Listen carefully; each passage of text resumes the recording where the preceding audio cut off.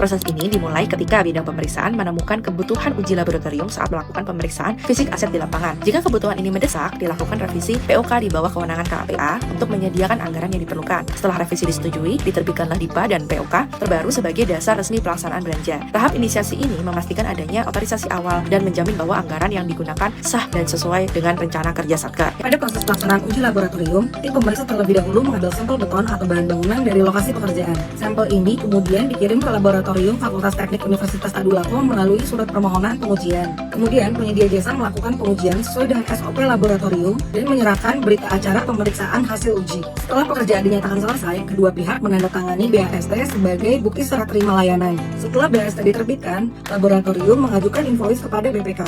Kemudian, BPK menyusun berita acara pembayaran dengan melampirkan seluruh dokumen pendukung. Selanjutnya, BPK melakukan pertanggungjawaban melalui aplikasi Mata. Seluruh bukti seperti kwitansi, invoice, dan juga hasil uji diinput ke dalam aplikasi Mata. Setelah itu, Subak Keuangan melakukan verifikasi, lalu mencetak SPBY, kwitansi dinas, dan rekap tagihan sebagai dasar dari pembayaran. Ketika seluruh dokumen telah lengkap termasuk BAST, hasil uji invoice, BA pembayaran, BPK mulai memproses SPBY di aplikasi Sakti. Sakti menghasilkan jurnal otomatis pengakuan beban, yaitu debitnya, beban jasa lainnya, dan kreditnya adalah utang yang belum diterima tagihannya. Jurnal ini menunjukkan bahwa jasa sudah diterima, tetapi pembayarannya masih harus dilakukan. Setelah BPK melakukan validasi, bendahara melakukan pembayaran menggunakan mekanisme GUP. Proses ini akan dilanjutkan dengan penerbitan SPP, SPM, dan SP2D pada tahap berikutnya. Pada tahap SPP oleh PPK, PPK menyusun dan menandatangani SPP GUP sebagai dasar permintaan pembayaran. Setelah validasi dan OTP dilakukan di Sakti, sistem membentuk jurnal otomatis, debit utang yang belum diterima tagihannya, dan kredit utang belanja yang masih harus dibayar. Jurnal ini menunjukkan perpindahan kewajiban dari utang awal menjadi utang belanja yang siap untuk dibayarkan.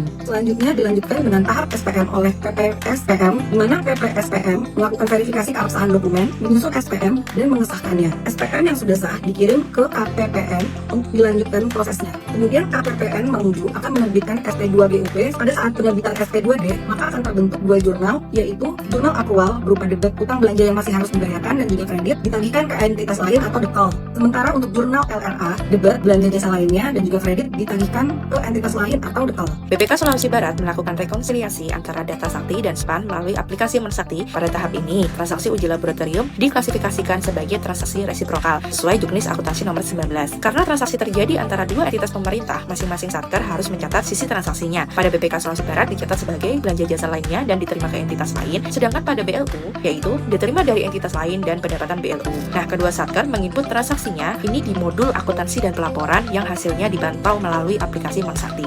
Setelah transaksi diposting ke General Ledger, nilai belanja dan pendapatan mulai muncul di laporan masing-masing entitas. Di mana pada BPK Sulbar, transaksi ini pada LRA akan tercatat sebagai realisasi belanja jasa lainnya dan pada LO akan diakui sebagai beban operasional pemeriksaan. Pada BLU Universitas Tadulako, transaksi ini akan muncul sebagai pendapatan jasa lainnya di LRA, kemudian di LO akan muncul sebagai pendapatan atas layanan uji laboratorium.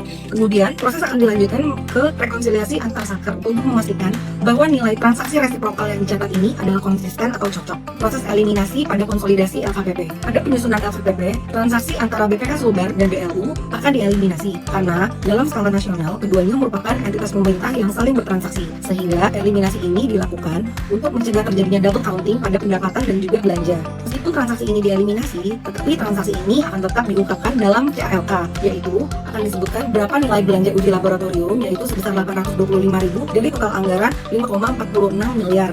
Secara umum, proses akuntansi sudah sesuai, beban diakui saat jasa diterima sesuai dengan PSAP 12 dan realisasi anggaran mengikuti PSAP 02. Jurnal di Sakti juga telah mencerminkan pengakuan beban, tunasan kewajiban, dan realisasi LRA. Namun, transaksi GUP belum otomatis terbaca sebagai resiprokal di Sakti, sehingga harus diinput secara manual. Ini menimbulkan resiko salah input, keterlambatan, serta perbedaan nilai antara BPK dan BLU, dan dapat melemahkan pengendalian internal. Terdapat jeda 14 hari hingga penerbitan SPBY dan 19 hari hingga terbit SP2D. Nah, hal ini melampaui batas ideal PMK 210 dan berisiko menyebabkan keterlambatan administrasi dan ketidaktepatan cut-off beban. Verifikasi juga masih manual sehingga bergantung pada dokumen fisik.